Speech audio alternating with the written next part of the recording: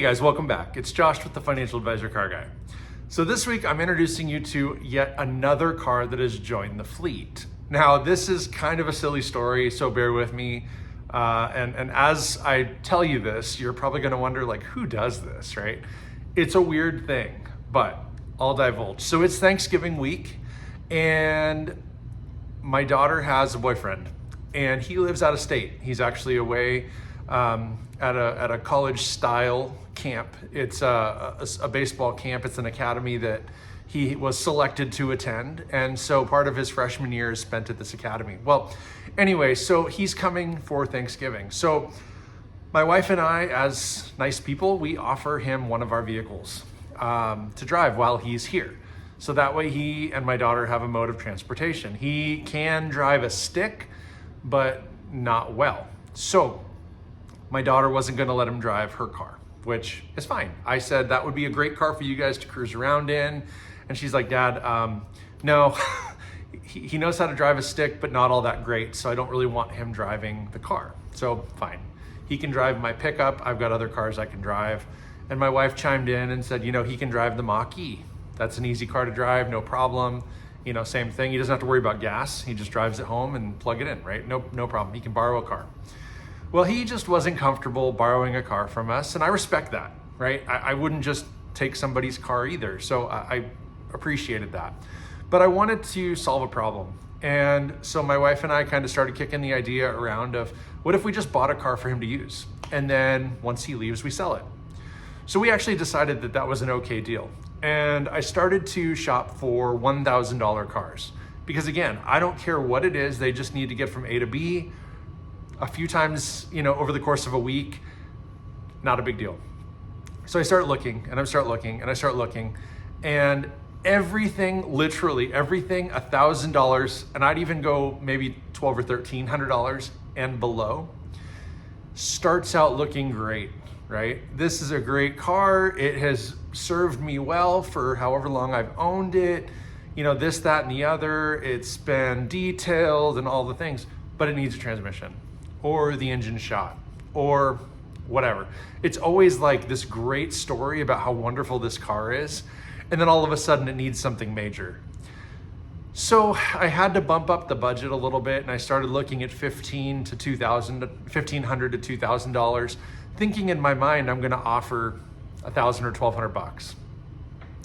Find a couple of really nice rigs, a Jeep Cherokee, a really nice Saab, which you don't see or hear of much anymore, but really nice car, runs and drives, all the things. And these guys were asking anywhere from, like I said, $15,000 to $2,000, and start sending offers, and everything that was reasonable from a quality standpoint that would get them from A to B in that price range. It seemed like everything had sold and people just weren't updating their ads fast enough. So I had to really get strategic. So I'm like frantically looking, right? And I could have got I'm trying to think of what it was, a Ford Taurus. It wouldn't meet emissions. It like blew smoke and it was gross. But the guy said he had it all serviced, everything checked out. He had some paperwork on it, new tires, whatever. And I think he was asking like $1,600 or $1,700, and I probably could have beat him down to $1,200. But it had tons of body damage. Like every panel all the way around the car was just beat. So I shied away from that one. And it got down to, essentially the wire. He came in on Friday. Friday before Thanksgiving, the Friday night before Thanksgiving. So he was here for that whole week, for the week. So come Friday, I'm like kind of getting frantic. And I end up finding here, like a mile down the road, a car that was listed on Facebook Marketplace, literally minutes. And I messaged the guy. And what I'm about to show you here in a second is what it was. But before I get to that, I messaged the guy and I said, hey, listen, here's my budget. Here's the situation, right? Like we have a visitor coming. I just need something cheap for him to get around in. Whatever. The guy was very, very vague in his description. And I wasn't sure what to expect, but he said, yeah, sure, it's available. Come on over and check it out. And so I said, okay, before I waste your time, here's what I'd like to do. I think he was asking like $2,400, something like that, 23. I said, would you even entertain 1,500 bucks? And he goes, yep, if you come over and you drive it and you like it right now, I'll take your 1,500 bucks. I'm like, cool, great. So that's what I did. I went, I test drove it, and I got a $1,500 car. Now, do you guys want to see what that $15 car is? All right, here we go. Boom. This is a 2010 Volvo C30. Now, this is what they call the T5. It's a turbocharged 5-cylinder car. It gets like 35 miles a gallon. It is a 2-door hatchback. It's actually a pretty fun little car. Very zippy. Kind of give you the hood there. I'll come around to the back so you guys can see. We're gonna talk about the roof and all these things, but I mean, there it is in all its glory. It is a very tiny little car. It's like a small shoe. But it's fun. So I'll kind of walk around the car here for a quick second, and I'm gonna prop my phone up and tell you more about it. But you know, basically, I messaged the guy, and like I said, he's asking, I don't remember, $2,400 bucks. I said, here's the deal. We've got a guest coming, $1,500, take it or leave it. I think he was just excited that he didn't have to deal with tire kickers, right? Because it was literally posted for like 20 minutes by the time I got to his house. And he was a little bit, I'll say secretive. I don't want to say shady because, I mean, I don't know that shady is the right word, but I'm going to show you guys why it was $1,500 in a moment. So as we walk around, you're going to see, I mean, no major dings, dents, everything's pretty straight. From like that corner, that A-pillar, all the way around to the back is actually very straight, very clean. The paint looks pretty good. No dings, dents, everything works. And then we get around to the hatch. And actually, the hatch had a bunch of stickers and stuff on here I cleaned up immediately. First thing I did was I brought it home, cleaned all that stuff off, and washed the car. It looked like it hadn't been washed in a year. It was really dirty, which isn't good when you're trying to sell a car. Secondly, the interior. The interior was also really dirty. There was standing dirt on the floor mats up front. There was a little bit of a faint smell.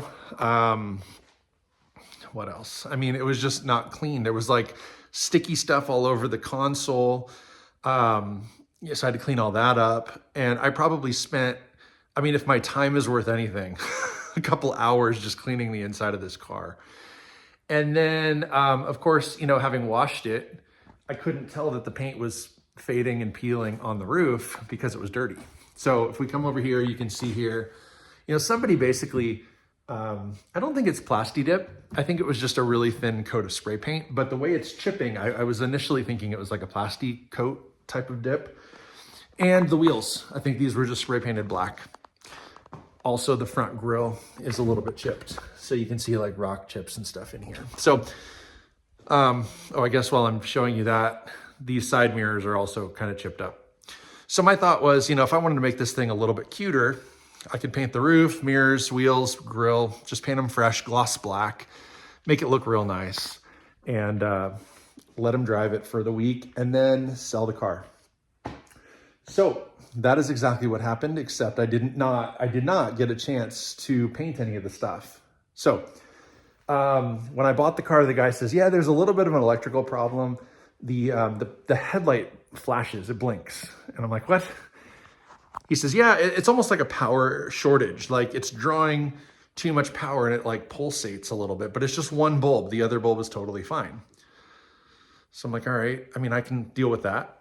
He says the radio doesn't work. Okay, I can deal with that. And I don't really care. Again, I'm not driving it. And if the kids want to, you know, listen to music, by all means, they've got phones that probably stream, you know, Pandora or whatever. So I'm not caring about the radio.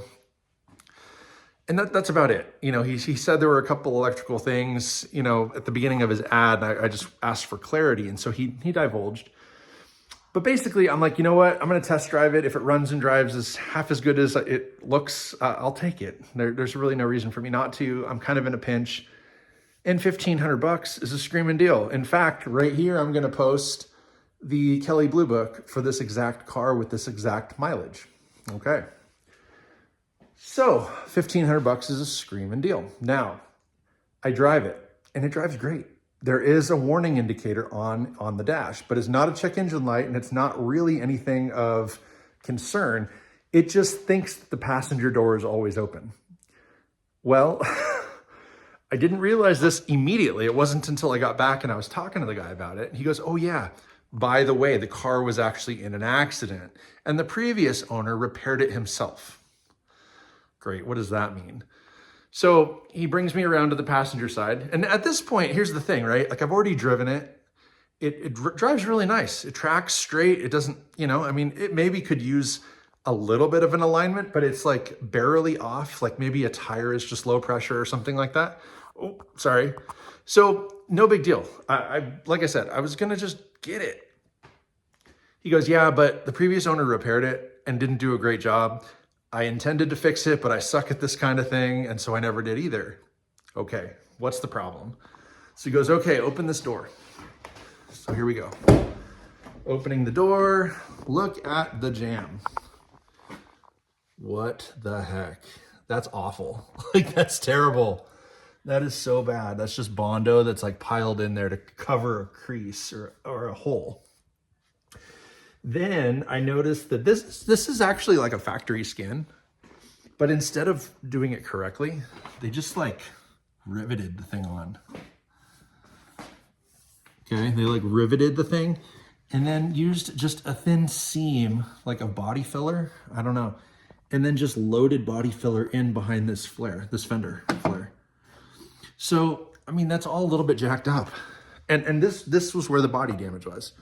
So this is where the car was hit. Somebody fixed it, but did a real bang up job and didn't bother to, maybe while this was open, fix the wiring and make sure that all the wiring works. So that's why the passenger door light is on. Now it doesn't chime or anything. Most cars would chime if the door is left open. This thing doesn't chime. It just has an annoying red and yellow light that kind of like interchange on the dash. But first thing I did when I got home with the car was I plugged my scanner in it and there were no codes. Again, they drove it all week long, no codes. So as far as I'm concerned, everything runs and drives and it's a fine little car. But yeah, the radio doesn't work. There is a warning light for the passenger door being opened, even though it is not opened at all. And then I guess that's it. I can't remember what the other thing was, but I think I remedied it. I put new headlights in it. And that was the other thing, is he said that the headlights, one was working fine and one was not working well at all. And so I went ahead and put new bulbs in and all was good there.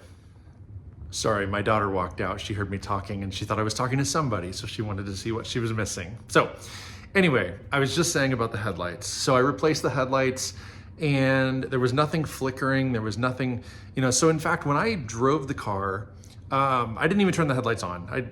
Honestly, like I said, I wasn't worried about it. I was just gonna figure it out when I got home. I needed a car.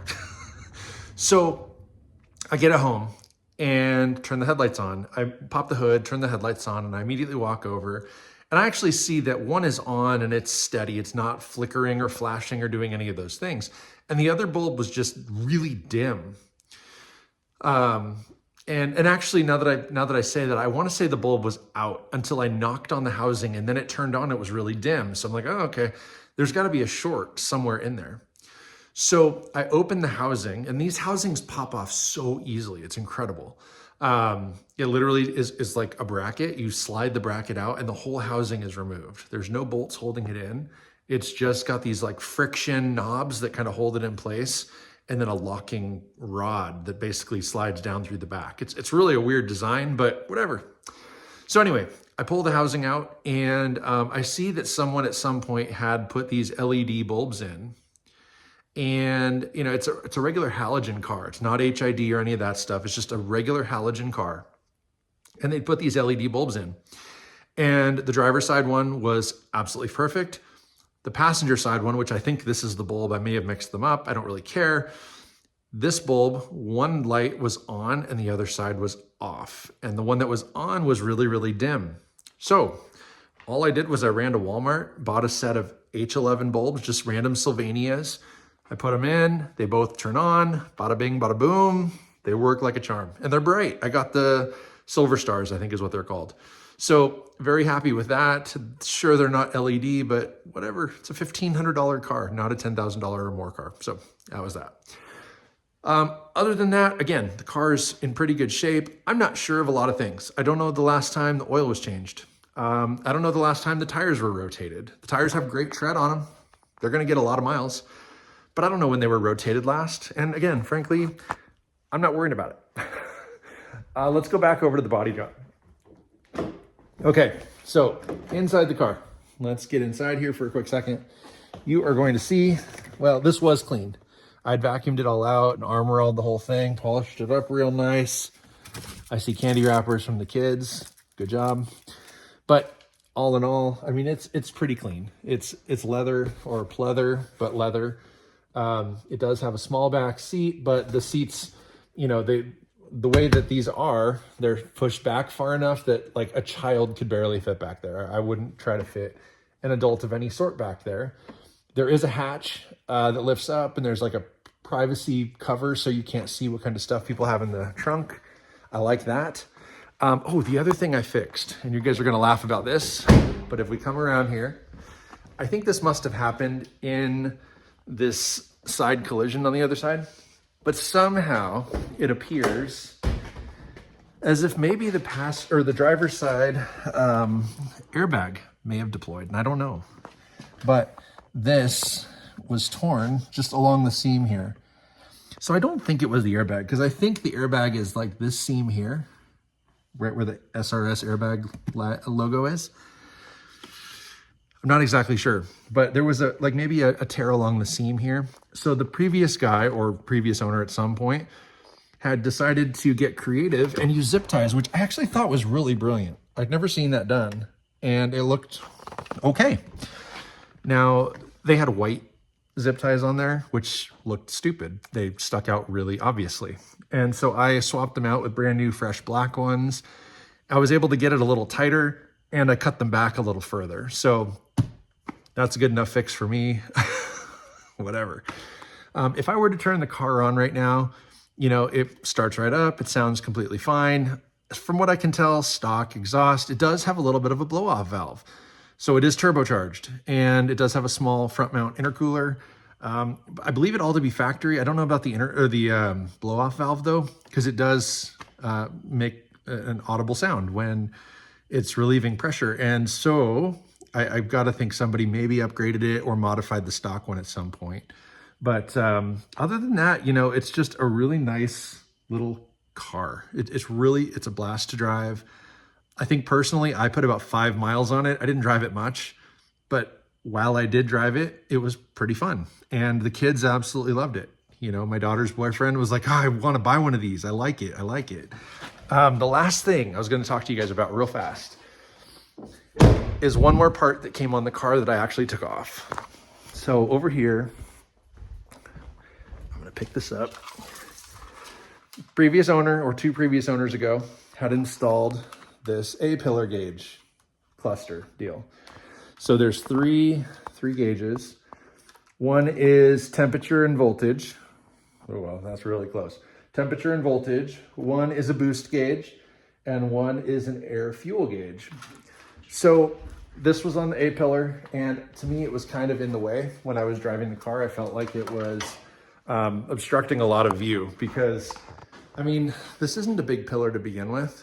Obviously, it'd be that side, but it's not a big pillar. And then once you get 3 gauge clusters popped up on there, it looked stupid. And then what they had also done was, rather than actually install it correctly, I mean, you can see all these wires coming off of it. Oop, there you go. They had literally black duct tape over the wires, and the wires went across the dash down into the center console and under the passenger side not floorboard, but under the dash on the passenger side, kind of where the fuse box is, and they spliced a bunch of wires in, and they connected a vacuum line and all the stuff, but they literally used black electrical or duct tape on the dashboard. It was so dumb. It looked so hokey. So I immediately got home after buying the car and took all that stuff out. And I haven't researched these gauges yet, but they glow beautifully. They're probably a pretty quality gauge. and it's a generic universal 3-gauge or, A-pillar cluster. So I'm gonna go ahead and flip it. I'm just gonna sell it. I don't need it. I don't have a car that could really utilize it. And the Eclipse already has a dual gauge pod, so I don't need this triple. So I'll make a little bit of money back on that. But that's where I'm gonna leave you guys. Next episode, I'm hoping to give you an update as far as the sale progress. I'm gonna go ahead and try to make some money on it. Like I said, I'm into it. I bought it for $1,500, put a tank of gas in it, put brand new headlight bulbs into it, and then a bunch of time, elbow grease and whatnot, soap, we washed it, all the things. So as far as I'm concerned, my basis in this car is $1,600. So everything above $1,600 that I can sell it for is pure profit. And I owned it like a week. So stay tuned. Next week, we'll talk about that. So let me know in the comments, is that something you'd ever consider doing? Would you ever just buy a car for someone else to drive? Would you not do that? Would you just insist that they drive your car? I don't know what the right answer is. I think for our circumstance, this worked perfectly. It's not gonna work perfectly for everyone every time, so that's why I ask. But don't forget to like and subscribe, hit that notification bell, stay tuned for next week. But most importantly, remember, may every investment you make be a good one. Till next time.